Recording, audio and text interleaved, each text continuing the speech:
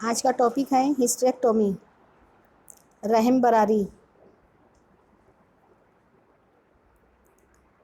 Definition: it is an operation of removal of uterus.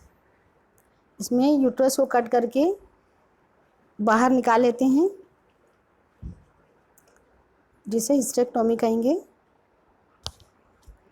इसकी types देखेंगे, जो दो टाइप की होती है, एक एब्डोमिनल हिस्टेरेक्टोमी, दूसरी वजाइनल हिस्टेरेक्टोमी। नंबर 1 हम आज पढ़ेंगे abdominal hysterectomy. It is an operation to remove the uterus through abdomen by taking incision on abdominal wall. इसमें यूट्रस को बाहर निकालते हैं through abdominal incision. Abdomen cut करके लेप्रोटोमी पहले किया जाता है, फिर वहाँ से यूट्रस को बाहर निकाल लेते हैं और इंसिजन एब्डोमिनल वॉल पे दिया जाता है। So it is called abdominal hysterectomy. अब इसकी टाइप्स देखेंगे एब्डोमिनल हिस्टेरेक्टोमी की। It is classified depending upon the structure removed along with uterus. Uterus के साथ हम कौन सा स्ट्रक्चर रिमूव कर रहे हैं उस पर डिपेंड करता है उसकी क्लासिफिकेशन। तो नंबर 1 है टोटल हिस्टेरेक्टोमी, जिसमें बॉडी ऑफ यूट्रस को रिमूव किया जाता है and cervix also. So removal of entire uterus is called total hysterectomy. सब टोटल हिस्टेरेक्टोमी में only removal of body of uterus living cervix behind. Body of uterus को सिर्फ बाहर निकालते हैं, सर्विक्स को छोड़ देते हैं। पैन हिस्टेरेक्टोमी, जिसका दूसरा नाम है हिस्टेरेक्टोमी विद बायलेटरल सल्फिंजो ओफ्रेक्टोमी। इसमें यूट्रस को रिमूव करते हैं, उसके साथ साथ फैलोपियन ट्यूब और ओवरीज को, दोनों साइड की ओवरीज और ट्यूब को भी रिमूव करते हैं। तो ये कहलाता है पैन हिस्टेरेक्टोमी। नेक्स्ट है एक्सटेंडेड हिस्टेरेक्टोमी, जिसमें यूट्रस बायलेटरल सल्फिंजो ओफ्रेक्टोमी के साथ साथ removal of cuff of vagina भी किया जाता है। Some part of the vagina को भी रिमूव किया जाता है। तो यूट्रस निकालेंगे इसमें, fallopian tube, ovaries and cuff of vagina. Next है रेडिकल हिस्टेरेक्टोमी, जिसमें यूट्रस, ट्यूब, ओवरीज के अलावा सर्वाइकल लिम्फ को भी रिमूव किया जाता है। तो ये कहलाएगा radical. Uterus, cervix, ovaries, tube, lymph node and upper vagina also. Total organs को निकालेंगे तो ये कहलाएगा रेडिकल हिस्टेरेक्टोमी। यहाँ आप देख सकते हैं पार्शियल जिसको बोला गया है वो सब टोटल है, जिसमें सर्विक्स को छोड़ दिया जाता है। टोटल हिस्टेरेक्टोमी में सर्विक्स को भी इन्वॉल्व करते हैं, उसको भी निकालते हैं। और रेडिकल में tube, uterus, ovaries, lymph node and upper vagina भी निकाला जाता है। इंडिकेशन: हम कब हिस्टेरेक्टोमी करेंगे तो उसका 4 ग्रुप बनाया गया है, जिसमें नंबर 1 है benign lesion, second malignancy, third traumatic and fourth obstetric causes. Number 1 benign lesion देखेंगे, जिसमें आता है number 1 dysfunctional uterine bleeding, second uterine fibroids, third tubo-ovarian mass, fourth endometriosis and last ovarian tumour. इन सारी कंडीशन में hysterectomy की जाती है। मेलिग्नेंसी कंडीशन जैसे carcinoma of cervix, carcinoma of ovaries, carcinoma of endometrium, uterine sarcoma, choriocarcinoma, इन सब condition में भी हिस्टेरेक्टोमी की जाती है। नेक्स्ट आता है ट्रोमेटिक जिसमें नंबर 1 है यूट्राइन परफोरेशन। ये ट्रॉमा कब होता है? जब डीएनसी की जा रही हो और शार्प क्यूरेटर यूज़ किया गया हो, या अनएक्सपर्ट ऑब्स्टेट्रिशियन के ज़रिए से ये कॉम्प्लिकेशन हो जाता है। Uterine perforation is a complication of D and C. इसी तरह सर्वाइकल टेयर है नेक्स्ट ट्रॉमा, जो कि ड्यूरिंग लेबर सेकंड स्टेज में अगर सर्विस फुली डायलेटेड ना हो तो ये टेयर हो सकता है, या फिर कोई इंस्ट्रूमेंटल डिलीवरी की गई हो, फोर्सेप लगाया गया हो, ऐसी कंडीशन में सर्वाइकल टेयर हो जाता है। नेक्स्ट है रप्चर ऑफ यूट्रस। ये भी सेकंड स्टेज ऑफ लेबर में फोर्सफुल कॉन्ट्रैक्शन के साथ में फंडल प्रेशर भी दिया गया हो और फिटस ऑब्स्ट्रक्ट हो गया हो, तो उस वक्त यूट्रस रप्चर हो सकता है। इन तमाम कंडीशन में भी हमको हिस्टेरेक्टोमी की ज़रूरत पड़ सकती है। नेक्स्ट है ऑब्स्टेट्रिकल कॉजेज, जिसमें नंबर 1 आता है atonic PPH, postpartum haemorrhage. Delivery के बाद ब्लीडिंग होती है इसमें, और ये ऐसी ब्लीडिंग है जो पेशेंट की जनरल कंडीशन को अल्टर कर देती है। इतनी ब्लीडिंग होती है कि बीपी कम हो जाए, पल्स रैपिड हो जाए और पेशेंट को एक्सेसिव स्वेटिंग होने लग जाए, तो ये इंडिकेट करता है पीपीएच को। अब इसका सबब बताया गया है एटोनिक। इसका मतलब है कि यूट्रस में कॉन्ट्रैक्शन डिलीवरी के बाद, प्लासेंटा निकलने के बाद भी कॉन्ट्रैक्शन होना चाहिए, ताकि जो साइनसेस ओपन हुए हैं वो क्लोज़ हो जाए। अगर वो क्लोज़ ना हो तो ये पीपीएच का सबब बनते हैं, तो उस कंडीशन में भी हम हिस्टेरेक्टोमी करेंगे। सेकंड है मोर्बाइड एडियरेंट प्लासेंटा। ऐसा प्लासेंटा जो नॉर्मल ना हो, जिसमें कोई डिसीज़ हो, वो यूट्रस से एडियर हो जाए, उस वक्त भी हिस्टेरेक्टोमी करना पड़ता है। नेक्स्ट है हेरेडिटिफॉर्म मोल। ऐसी ही फीमेल जो 35 ईयर्स से ज़्यादा हो गई है, उसमें अगर ये मोल पाया जाता है तो उसमें हिस्टेरेक्टोमी की जाती है। और ये मोल क्या होता है? फर्टिलाइज ओवम जब यूट्रस में इम्प्लांट होता है तो वहाँ वो फर्दर ग्रोथ ना होते हुए वेजिकल्स में कन्वर्ट हो जाती हैं, तो उसको बोला जाता है हेरेडिटिफॉर्म मोल। अगर किसी फीमेल में 35 के ऊपर है तो हिस्टेरेक्टोमी करेंगे। नेक्स्ट है सेप्टिक अबॉर्शन। इन्फेक्शन ज़्यादा डीपर पेनिट्रेट कर चुका हो तो भी हिस्टेरेक्टोमी करेंगे। अब आता है preparation prior to surgery.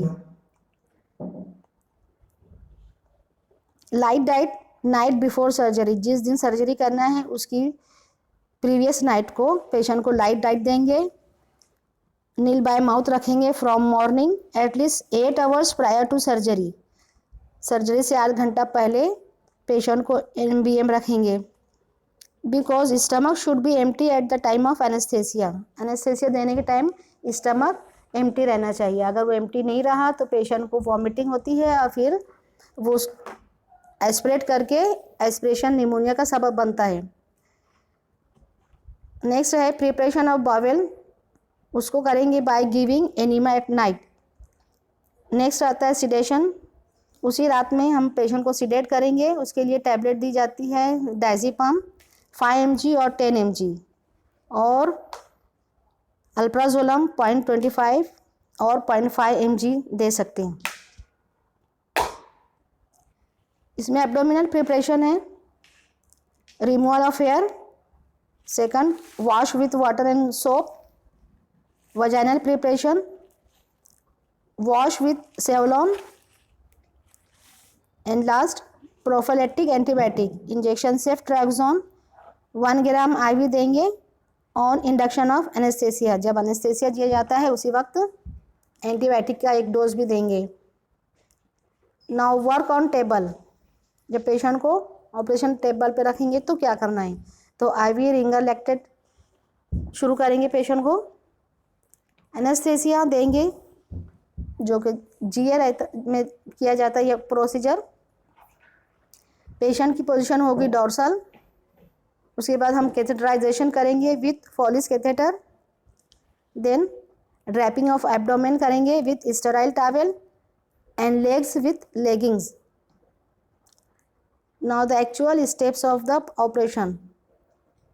First step, abdomen is open by one of the following incision, जिसमें आता है number 1 infra umbilical, second paramedian, third mid line.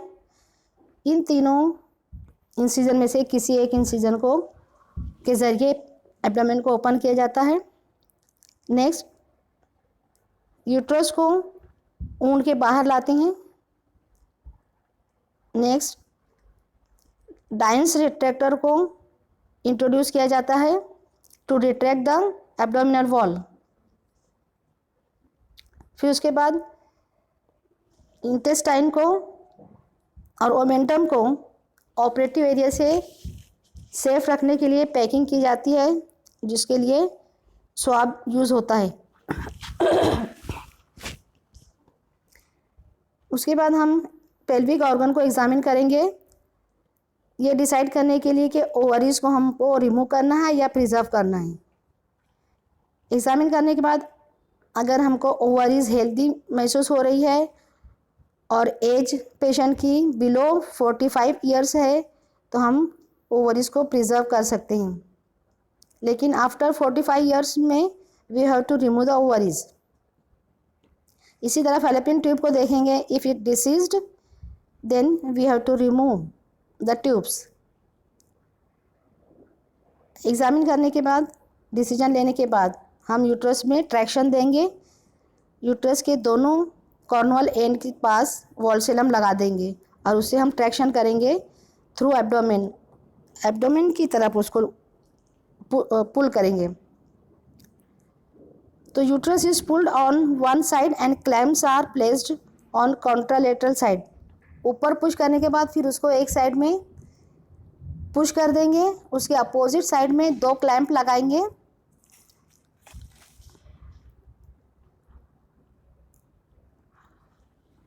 और अगर हमको ओवरी को रिमूव करना है तो clamps are placed at infundibulo pelvic ligament.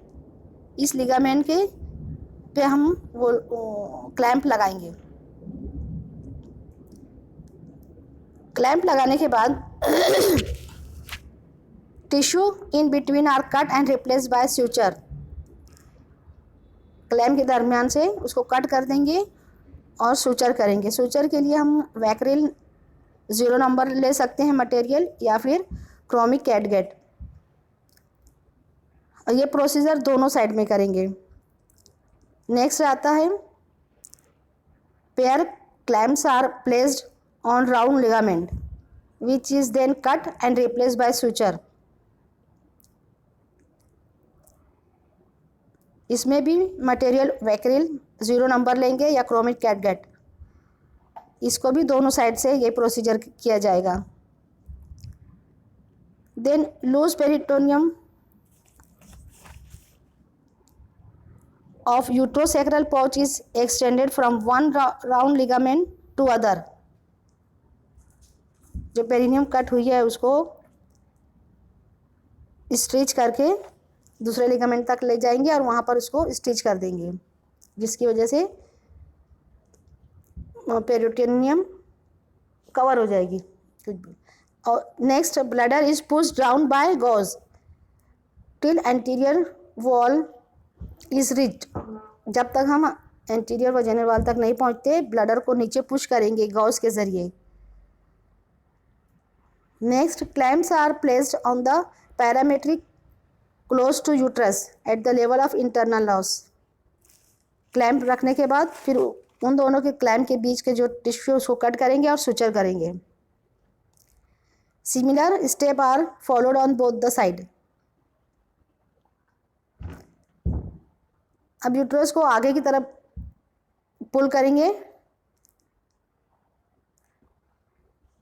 और क्लैम्प को यूट्रोसैक्रल लिगामेंट पर प्लेस करेंगे क्लोज टू सर्विक्स. फिर इन बिटवीन टिश्यू को कट करेंगे और उसको स्यूचर के ज़रिए रिप्लेस करेंगे. नेक्स्ट आता है वॉल्ट ऑफ द वजाइना को ओपन करने के लिए स्टेप इंसिजन दिया जाता है बाय स्काल्प और उसका साइट होता है सर्वाइको वजाइनल जंक्शन। कट करके अब हम यहाँ से यूट्रस को बाहर निकाल लेंगे। वजाइनल वॉल्ट के जो कट एजेस हैं उनको एलिस फोर्सेप्स से पकड़ने के बाद इंटरप्टेड सूचर देंगे और फ्री मार्जिन्स को कंटिन्यूअस सूचर से सूचर कर देंगे। एब्डोमिनल पैकिंग जो हम स्वाब से किए थे उसको रिमूव करेंगे। नेक्स्ट पेरिटोनियल क्लीनिंग करेंगे या उसको टॉयलेटिंग भी बोला जाता है, पेरिटोनियल क्लीनिंग या toileting. Then close the abdomen in layers. Wound is dressed with sterile dressing. Next आता है कॉम्प्लिकेशन, जिसको दो पार्ट में डिवाइड किया गया है, इमीडिएट एंड रिमोट। इमीडिएट में दो टाइप है, intra operative and post operative. Intra operative में नंबर 1 है हेमरेज, ब्लीडिंग ज़्यादा हो सकती है, एडजेसेंट स्ट्रक्चर को इंजरी हो सकती है जैसे bladder, intestine, ureter. Anaesthetic hazard हो सकता है। पोस्ट ऑपरेटिव कॉम्प्लिकेशन में आता है शॉक या यूरिनरी कोई सिम्टम हो सकती है, retention of urine, incontinence of urine या सिस्टाइटिस और anuria due to ureter ligature. Pyrexia हो सकता है जिसकी वजह होती है due to cystitis, abdominal wound infection या पल्मोनरी इन्फेक्शन या फिर पेरिटोनाइटिस। हेमरेज दो तरीके से होता है, primary and secondary. Primary due to slipping of ligature, second due to sepsis, infection होने की वजह से फिर वो वहाँ हेमरेज होने लगता है। और haematoma formation due to internal haemorrhage. Next आता है डीवीटी, डीप वेन थ्रोम्बोसिस, जिसमें इंट्रावास्कुलर ब्लीडिंग हो क्लॉटिंग हो जाती है, जिसके लिए एंटी कोगुलेंट मेडिसिन देते हैं जैसे हिपारिन। नेक्स्ट है फिलेबाइटिस,